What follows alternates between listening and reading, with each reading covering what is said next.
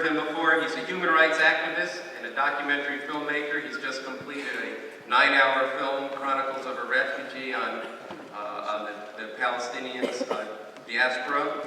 Adam is the co-founder of the International Solidarity Movement in Palestine, and he's going to give us a report from the ISM people who are currently in Gaza and Palestine.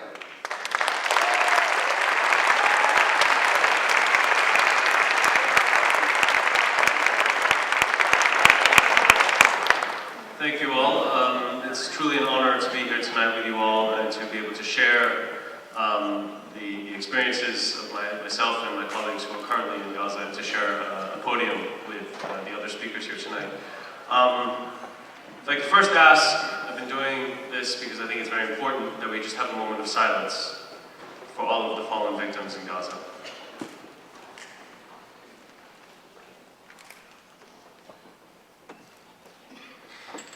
Thank you. Keep in mind that that silence that we just experienced is something that people in Gaza have not experienced now we're in our third week. A silence that doesn't exist because it's being perpetrated and penetrated by bombs, by tank shells, by gunfire, by the sound of doors being kicked down now on the outskirts of Gaza Strip and already in Beit Hanun, in Khan Yunis and Rafah. The wail of children, of women, of men digging through the rubble to pick up their dead. I think I also want, and I've done this in other speaking events, I want us all to stand up and give a huge round of applause for the survivors in Gaza who continue to resist and say no, they will not walk away from their homes, from their land, from Palestine, and support the active resistance of the Palestinian people.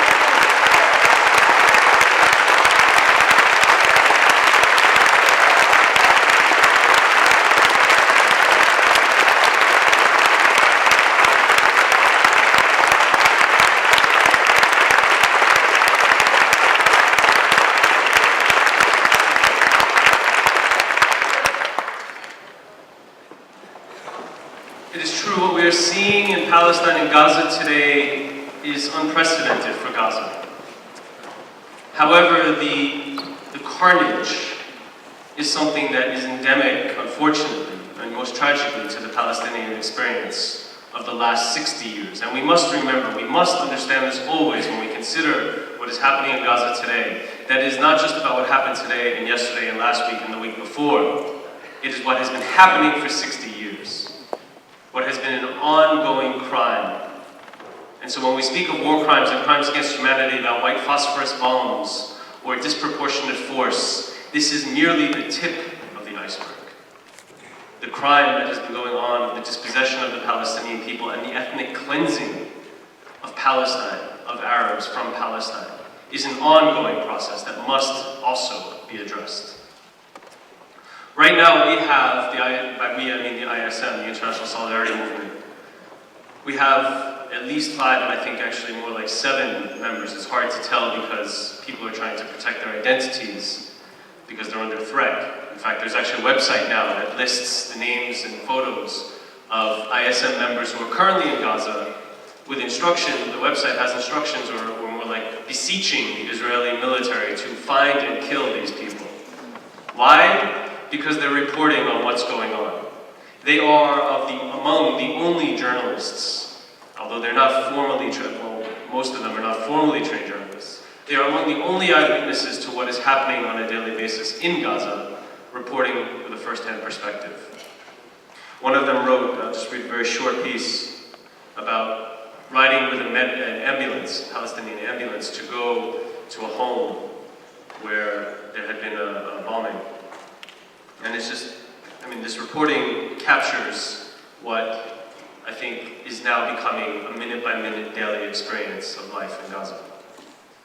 6 members of the Abu Rabu family were killed in the strike on their house.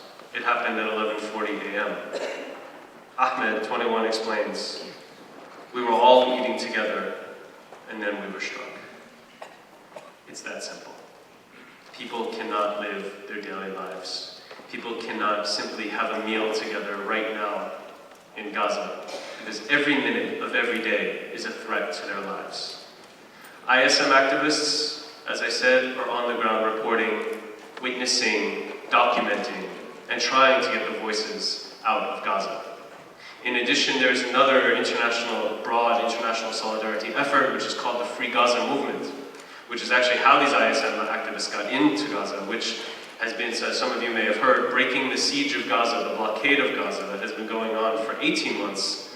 Starting in August, boats started sailing from Cyprus to break the Israeli blockade and to arrive in Gaza with human rights activists, with journalists, with medics, and with aid. I know that Cynthia McKinney will speak about her experience later, but tomorrow there will be another boat heading to Gaza.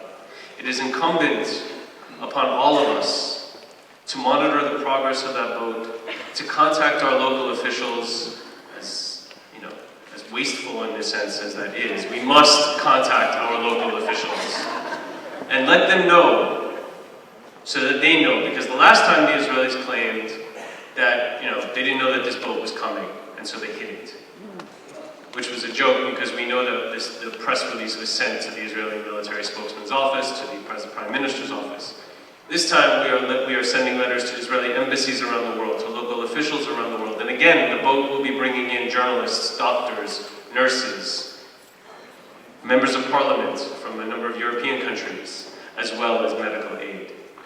This is the only, at this point, Rafah border opens, sort of, not really.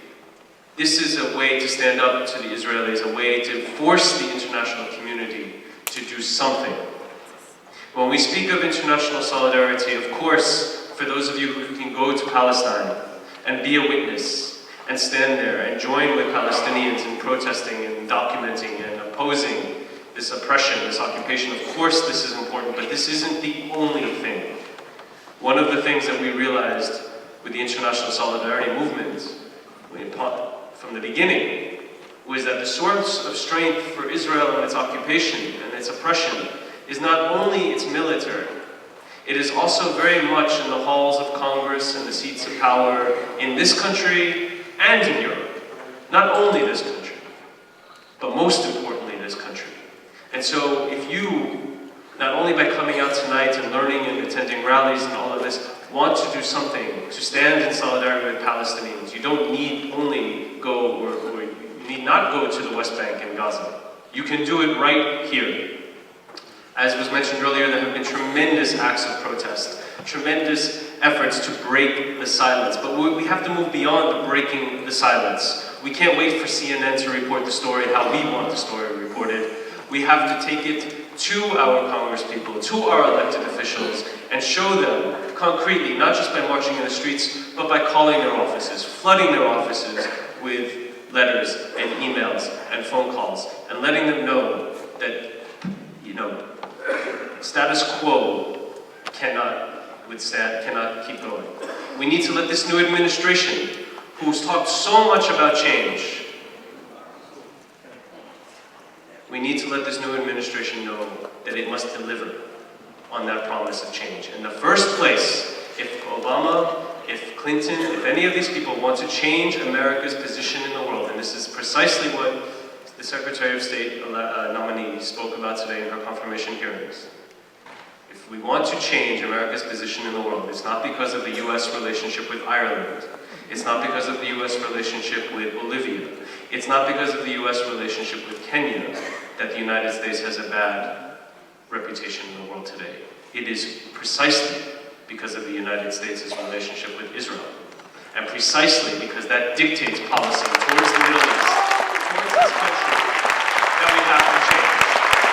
And we can change that despite all powerful forces arrayed, and there are many out there. But I have faith and I have trust that when those boats take off from Cyprus, and when our people in Gaza or in the West Bank stand up to face the Israelis, that they're not standing up and facing them by themselves, but they have hundreds, thousands of millions of people around them